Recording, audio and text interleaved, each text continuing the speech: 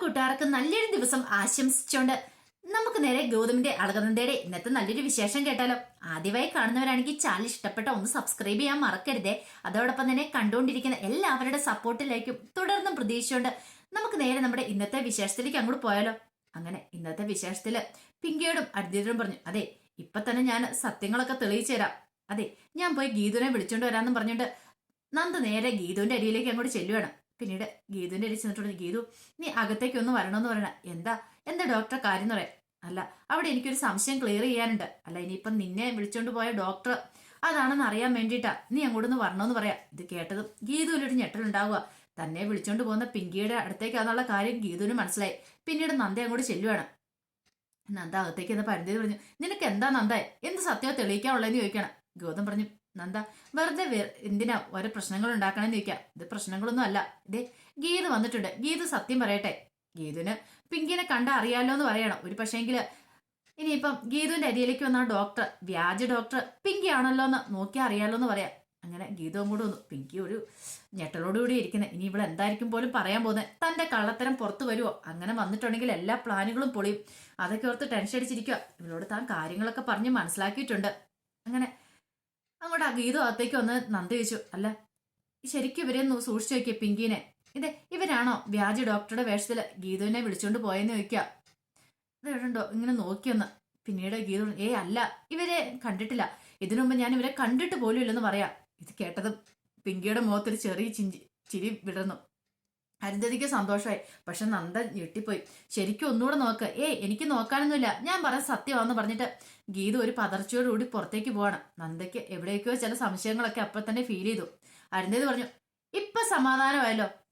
ഇത്ര സമയം എന്തൊക്കെയാ പറഞ്ഞോണ്ടിരുന്നേ? പിങ്കി മോൾ എന്തോ വലിയ അപരാധം ചെയ്യുന്നുള്ള രീതിക്കായിരുന്നില്ലേ? ഇപ്പൊ എന്താ എങ്ങനെയായെന്ന് ചോദിക്കണം.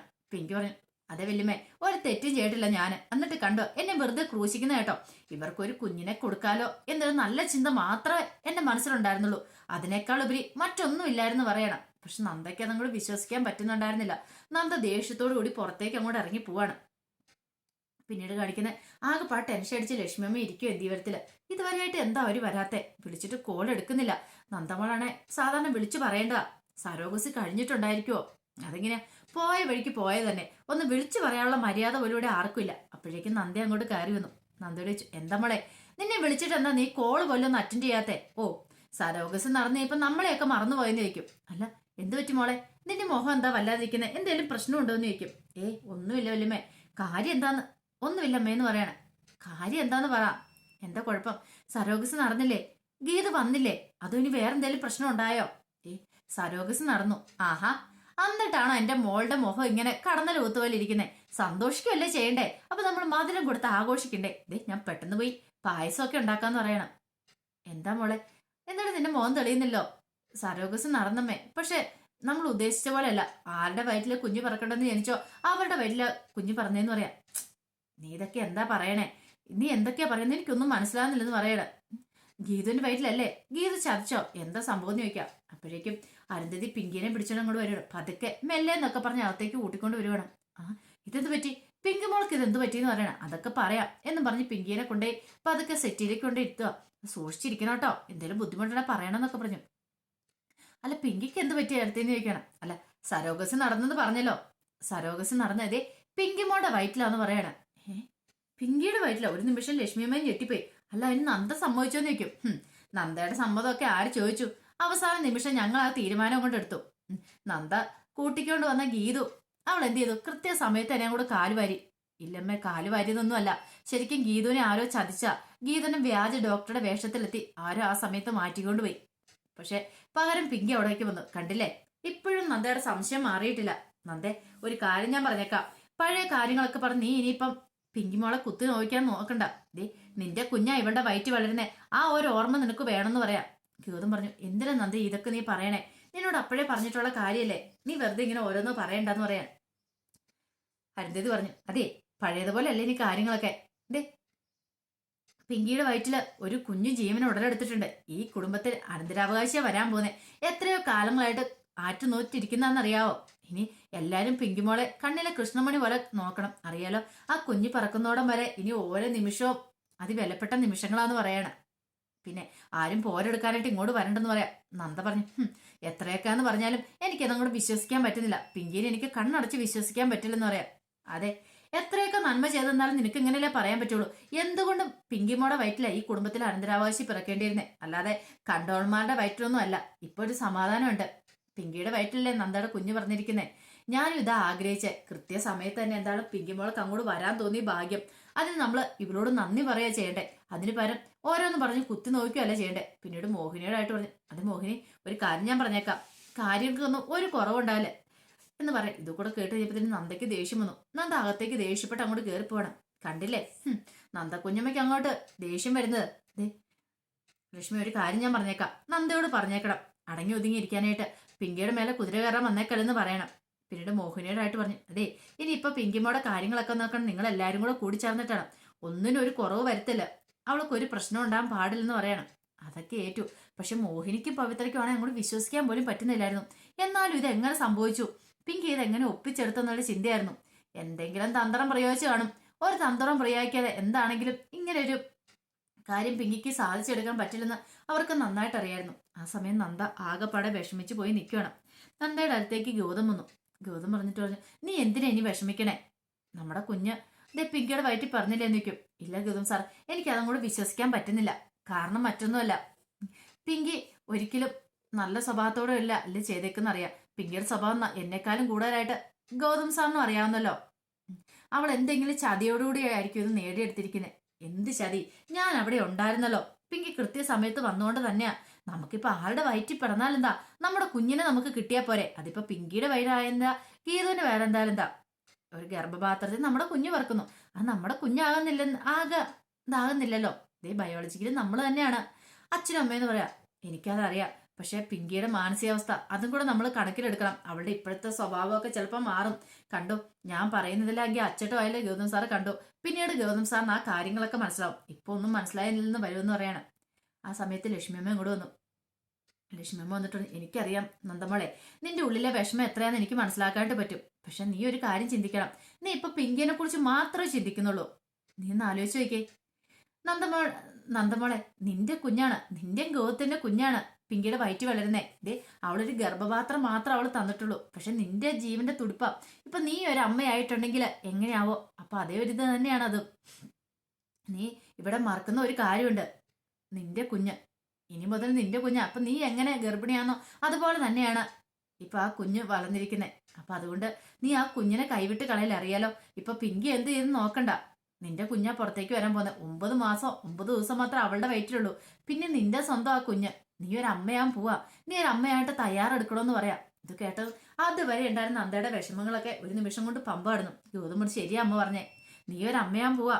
ഇനി ഒരു അമ്മയാവുന്നതിന്റെ എല്ലാതായ തയ്യാറെടുപ്പ് നീ നടത്തണമെന്നും കൂടെ പറയണം. ഇത് കേട്ട് കഴിഞ്ഞപ്പോ നന്ദയ്ക്ക് എന്തെന്നില്ലാത്ത സന്തോഷം വന്നു. അത്ര സമയം ഉണ്ടാകുന്ന മനസ്സിലെ കുറെ വേദനകളും വിഷമങ്ങളും ഒക്കെ മറന്നുപോയി. ശരിയാ, തന്റെ കുഞ്ഞ് അവളുടെ വയറില് പിറവി എടുത്തിട്ടുണ്ട്. അപ്പൊ എന്തുകൊണ്ട് സന്തോഷിക്കേണ്ട സമയം തന്നെയാണിത്. പിന്നീട്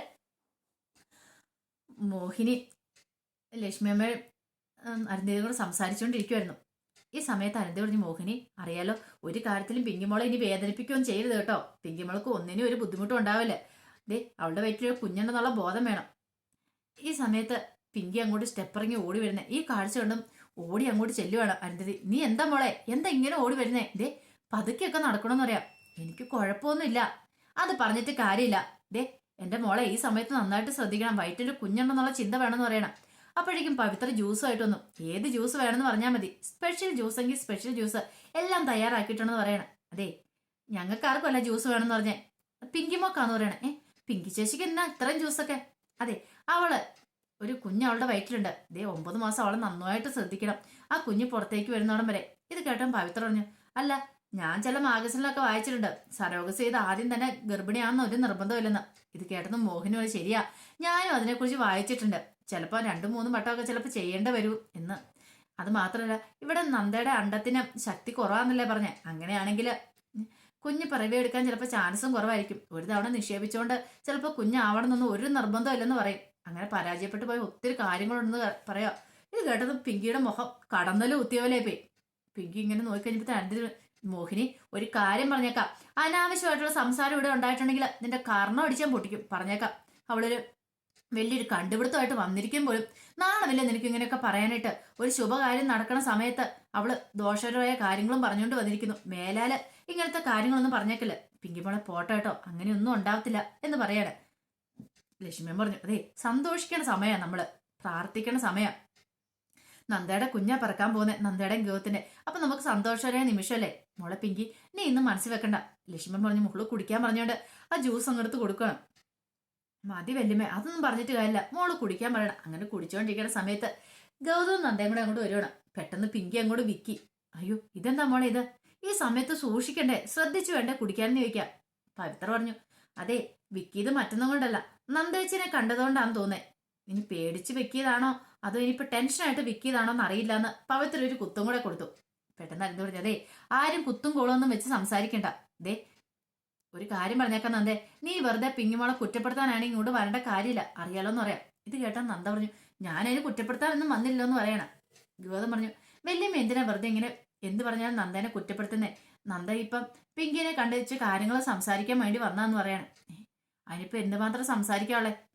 കുറ്റപ്പെടുത്താൻ വേണ്ടി വന്നതായിരിക്കും, അല്ലാതെ എന്തിനാ അവള് വാ തുറക്കുന്നേ?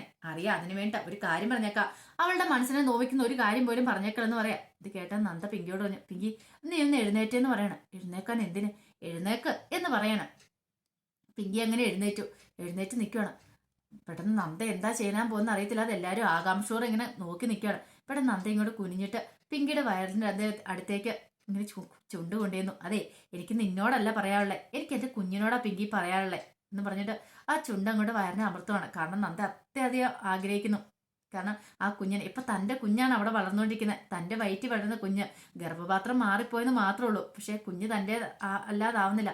ആ രംഗമൊക്കെ കണ്ട നമുക്ക് തന്നെ കണ്ണ് നിറഞ്ഞു. കാരണം അത്രയധികം സന്തോഷത്തോട് കൂടിയിട്ടാണ് നന്ദ തന്റെ കുഞ്ഞിന് ഉമ്മ കൊടുക്കുന്നത്. അപ്പൊ അതിന്റെ വിശേഷങ്ങളൊക്കെ എന്ന് കണ്ടത്. ഇതിന്റെ ബാക്കി വിശേഷങ്ങളുമായിട്ട് വൈകുന്നേരത്തെ പ്രമോയി വരാട്ടോ. ഇനിയിപ്പോ ഒരുപക്ഷെ പവിത്രയും മോഹിനി പറഞ്ഞ പോലെ ആ കുഞ്ഞിനിപ്പോ ആദ്യത്തെ സരോഗസിൽ ഇനിയിപ്പോ പിറന്നിട്ടുണ്ടോന്ന് അറിയത്തില്ല. 1 മാസം കഴിഞ്ഞ് ടെസ്റ്റ് ഒക്കെ നടത്തി നോക്കിയാൽ മാത്രമേ അറിയത്തുള്ളൂ. ഒരു പക്ഷേ ഡോക്ടർ പറഞ്ഞ പോലെ അണ്ടത്തിന് ഇനിയിപ്പോ ശക്തി കുറവായതുകൊണ്ട് അത് പണി പാളിപ്പോയെന്ന് അറിയത്തില്ല. പിങ്കിക്കിട്ട് കനത്ത തിരിച്ചടി കിട്ടുമോന്നും അറിയത്തില്ല. അങ്ങനെയാണെങ്കിൽ പിങ്കിക്കിട്ട് 8ന്റെ പണി തന്നെ ആയിരിക്കും കിട്ടാൻ പോകുന്നത്. അതിന്റെ വിശേഷമൊക്കെ നമുക്ക് എല്ലാവർക്കും കാത്തിരിക്കാട്ടോ. ഇതിനുശേഷം ഇനി ഗീതുവിന്റെയും ഗോവിന്ദിന്റെയും ഇഷിതയുടെയും മഹേഷിന്റെയും എല്ലാവരുടെയും വിശേഷങ്ങളൊക്കെ ചാനലകത്ത് അപ്ലോഡ് ചെയ്യുന്നുണ്ട് കേട്ടോ. മറക്കാതെ എല്ലാവരും കയറി കാണണേ. ഒരിക്കൽ കൂടി എല്ലാവർക്കും നല്ലൊരു ദിവസം ആശംസിച്ചുകൊണ്ട് നിർത്തുന്നു. നന്ദി.